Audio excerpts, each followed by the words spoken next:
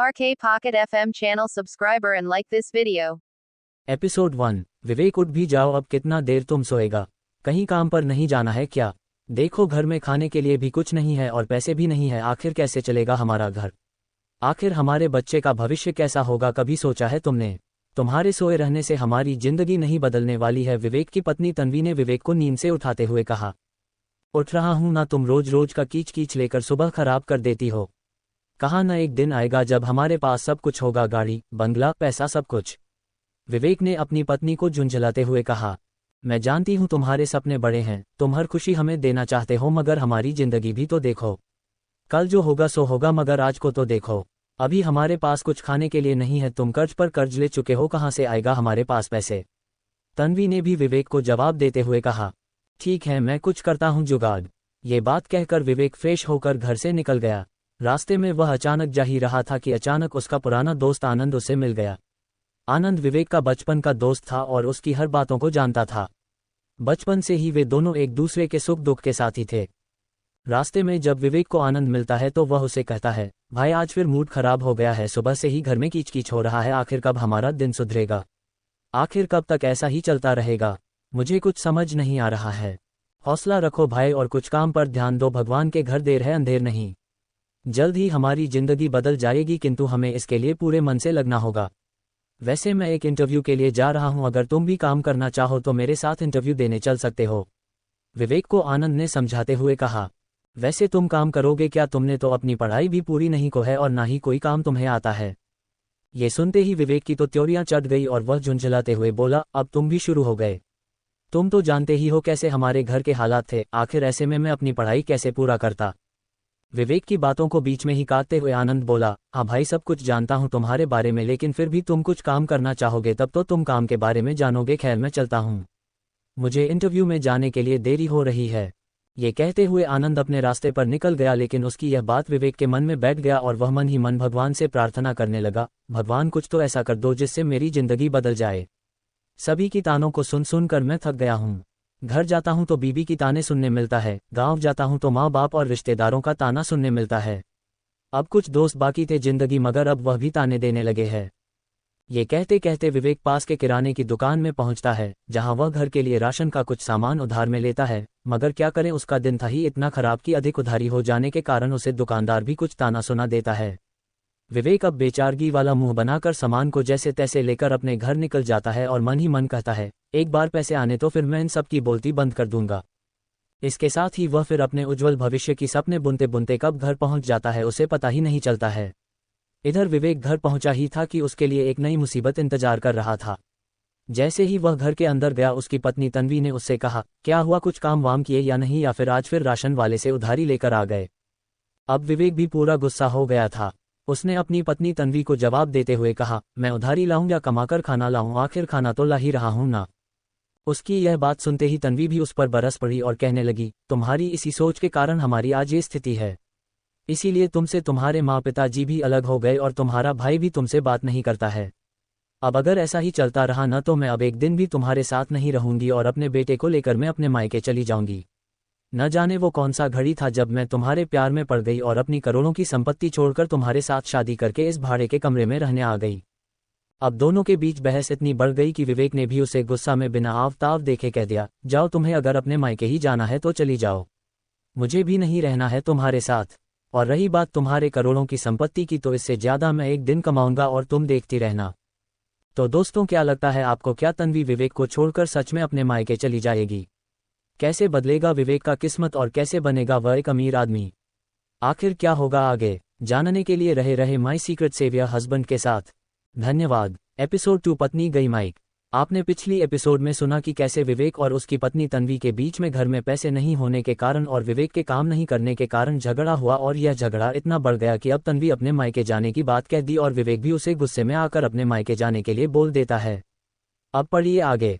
पापा मुझे माफ कर दीजिए, मुझसे बहुत बड़ी गलती हो गई को मैंने उस समय आपकी बातों को नहीं मानकर विवेक से शादी कर ली। विवेक से झगड़ा करने के बाद तन्वी अपने कमरे में जाकर अपने पिता महेंद्र बंसल से फोन पर बात करते हुए सिसक सिसक कर बोली, पर बेटी हुआ क्या ये तो बताओ, और पहले चुप हो जाओ, इस तरह अच्छे बच्चे रोते नहीं। और क्या हुआ, जो तुमने गलती कर दी तो, लेकिन तुम्हारा पापा अभी जिंदा है। क्या बात है बताओ, महेंद्र बंसल ने अपनी बेटी से फोन पर पूछा। इस पर तन्वी ने सारी बात अपने पिता को बता दी। इसके साथ ही वह अपने पिता को अपने घर ले जाने की बात कहने लगी। ठीक है मेरा बच्चा, तुम अगर अपने घर ही आना चाहती हो तो मैं आ रहा हूं तुम्हें लेने। तुम किसी बात की चिंता मत करो, ये घर तुम्हारा भी है। अपने पिता की बात सुनकर तन्वी को थोड़ी तसल्ली मिली और वह अपने अलमारी से सारे कपड़े निकलकर अपने बैग पैक करने लगी। वहीं जब विवेक अपने कमरे में आया तो अपनी पत्नी तन्वी को बैग पैक करता देख खामोश हो गया। उसकी तो पूरी सिट्टी पिट्टी ही गुम हो गई। उसने अपनी पत्नी से पूछा, तन्वी क्या तुम सच में मुझे छोड़कर अपने पिता के घर जा रही हो? क्या इतना ही दिन का प्यार था हमारा? अपने प्यार की बात तो तुम मत ही करो विवेक, तन्वी ने जवाब दिया। साथ ही उसने कहा कि विवेक तुमने शादी से पहले कितने सपने मुझे दिखाए थे कि मुझे ऐसे रखोगे, मुझे वैसे रखोगे, मगर अब क्या सब कुछ कहाँ चला गया? इस घर में न तो मैं खुशी से हूँ और ना ही मेरे बच्चे का भविष्य है। कल मेरे पिताजी मुझे लेने आ रहे हैं, मैं उनके साथ वापस चली जाऊंगी। तन्वी सुनो ना, तुम क्यों मुझे छोड़कर जा रही हो? मैं जल्द ही सब कुछ ठीक कर दूंगा, मेरा विश्वास तो करो, विवेक ने जानवे से कहा। जिस पर तन्वी भी उसे जवाब देते हुए बोली, विवेक बस भी करो, 4 साल से मैं तुम्हारी बात सुनते आ रही हूँ और तुम्हारी बातों पर विश्वास भी कर रही हूँ, लेकिन क्या हुआ? हमारी स्थिति बद से बदतर होती जा रही है। कम से कम हमारे भविष्य का न सही लेकिन अपने बच्चे के भविष्य का तो ख्याल करो। ठीक है तन्वी, अब से पक्का मैं कुछ न कुछ करके तुम्हारा पूरा ख्याल रखूंगा, लेकिन प्लीज मुझे छोड़कर मत जाओ, विवेक ने तन्वी को मानते हुए कहा। लेकिन तन्वी इस बार अपनी जिद पर अड़ी हुई थी। उसने विवेक को जवाब दिया, ठीक है विवेक, मैं तुम्हारी बात मानकर एक बार तुम्हें आखिरी मौका दे रही हूं। अगर तुमने साल भर के अंदर इतनी कमाई कर ली कि जिससे हमारा परिवार चल सके तो मैं फिर अपने बच्चे के साथ तुम्हारे पास लौट आऊंगी। लेकिन अगर स्थिति अभी के जैसी रही तो फिर तुम्हें सिर्फ एक ही पेपर आएगा, वो भी तलाक का। तलाक का, ये बात सुनने ही विवेक के तो जैसे होश ही उड़ गए। उसने कहा कि तन्वी ये तुम क्या कह रही हो? तुम ऐसा सोच भी कैसे सकती हो? नहीं, तुम मेरे साथ ऐसा नहीं कर सकती हो। ऐसा कहते कहते विवेक कमरे से बाहर निकल गया और छत पर जाकर रेलिंग पर अपने हाथ पटकने लगा। बीच बीच में वह कहते रहता था कि नहीं तन्वी, तुम मुझे छोड़कर नहीं जा सकती हो, मैं बहुत जल्द ही बहुत सारे पैसे कमाकर दिखाऊंगा। ये कहते कहते उसके आंखों से आंसू कब बहने लगे उसे पता ही नहीं चला और अपनी पत्नी तन्वी के प्यार की शुरुआत के बारे में सोचते सोचते उसे कब रात गुजर गई यह भी उसे होश नहीं रहा। अगले दिन सुबह विवेक के घर की घंटी बजी। वह धीरे कदमों के साथ दरवाजे पर पहुंचा जहां उसके ससुर महेंद्र बंसल और उसकी सास सोनिया बंसल दरवाजे पर खड़े थे। उसने दोनों को अंदर आने का इशारा किया और फिर तन्वी को आवाज देने लगा। इधर विवेक की आवाज सुनने के बाद तन्वी भी दरवाजे के पास आई जहां अपने माता पिता को खड़े देखकर उसके आंखों से आंसू निकलने लगे। वह उनसे लिपट कर रोने लगी और कहने लगी कि मुझे अपने साथ ले चलिए, मैं इस घर में अब और नहीं रहना चाहती हूँ। इधर अपनी बेटी का ये हाल होते देख सोनिया बंसल ने कहा कि मैं तो पहले ही तुमसे कहती थी कि इस नकारा लड़के से शादी मत करो, तुम्हारी जिंदगी बर्बाद हो जाएगी, मगर तुम थी कि मेरी बताती ही नहीं थी। अब देखो क्या हालत हो गई है तुम्हारी। मैं तो अब भी कहती हूँ कि तुम आज ही इसे डिवोर्स दे दो और पीछा छुड़वाओ इससे अपना। तुम्हारी शादी हम कहीं ऊंचे और पैसे वाले खानदान में कर देंगे। चुप रहो सोनिया, हमारी बेटी का घर उजड़ रहा है और तुम उसे और ताना दे रही हो, कैसी माँ हो तुम? महेंद्र बंसल ने अपनी पत्नी सोनिया बंसल को चुप कराते हुए कहा। इसके बाद महेंद्र बंसल विवेक को बुलाते हुए कहा कि देखो विवेक, तुम दोनों के बीच क्या हुआ, कैसे हुआ, मुझसे इससे कोई मतलब नहीं है। अभी तो मैं अपनी बेटी और नाती को घर ले जा रहा हूं, लेकिन तुम्हारे पास अपनी जिंदगी को सुधारने के लिए अंतिम मौका है। अगर तुम अपनी गलतियां सुधार कर यह साबित कर देते हो कि तुम मेरी बेटी के लायक हो तो तुम्हारे लिए मेरे घर के दरवाजे खुले रहेंगे, लेकिन इसके लिए तुम्हें मैं बस 1 साल का ही समय दे सकता हूं। ये कहते हुए महेंद्र बंसल अपनी बेटी तन्वी को लेकर अपने घर निकल गए।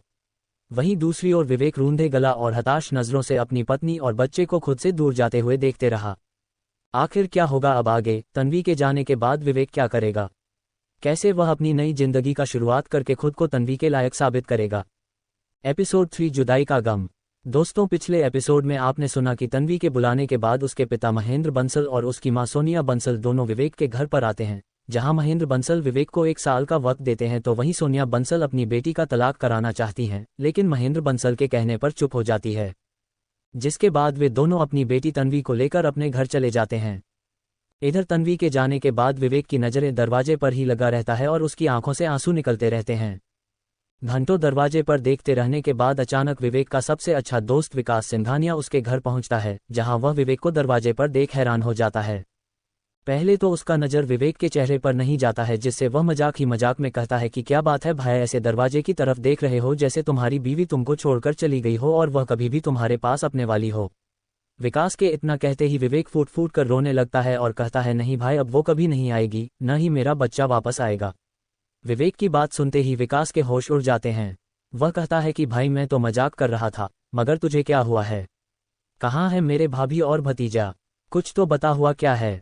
विकास की बात को सुनकर विवेक और भी फूट फूट कर रोने लगता है, जिसके बाद विकास उसे चुप कराते हुए उससे सारी बात पूछता है, जिसके बाद विवेक भी उसे सारी बात बता देता है। सारी बात जानने के बाद विकास उसे कहता है, भाई अभी भी कुछ नहीं बिगड़ा है। वो घर छोड़कर गई है, तुम्हारे जिंदगी से नहीं गई है। तुम उसे अभी भी वापस बुला सकते हो, हाँ, लेकिन इसके लिए तुम्हें जमकर मेहनत करना होगा। 4 साल तुम्हारे शादी में हो गए, परिस्थितियां कितनी भी खराब क्यों न रही हो, लेकिन फिर भी भाभी तुमको कभी छोड़कर नहीं गई।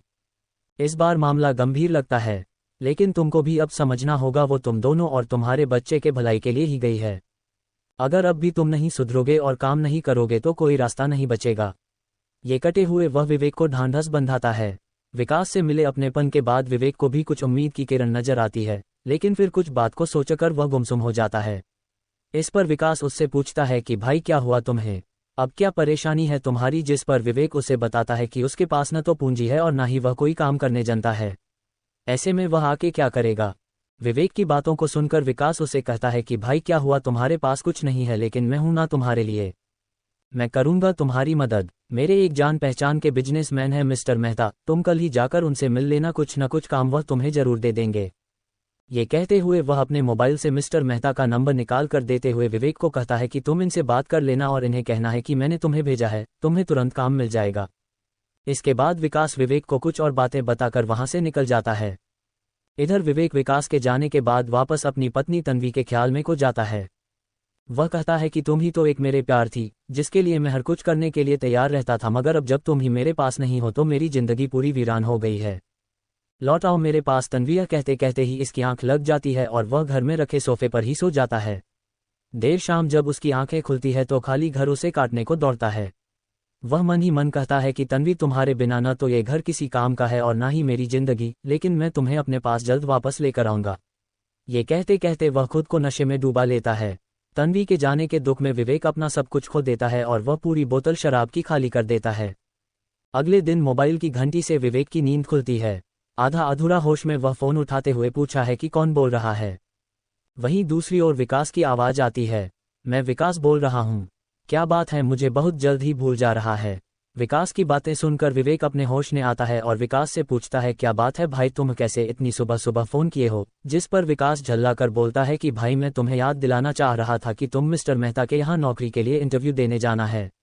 इस पर विवेक बोलता है कि ठीक है भाई, मैं तैयार हो जाता हूँ, उसके बाद हम दोनों मिस्टर मेहता से मिलने के लिए चलते हैं।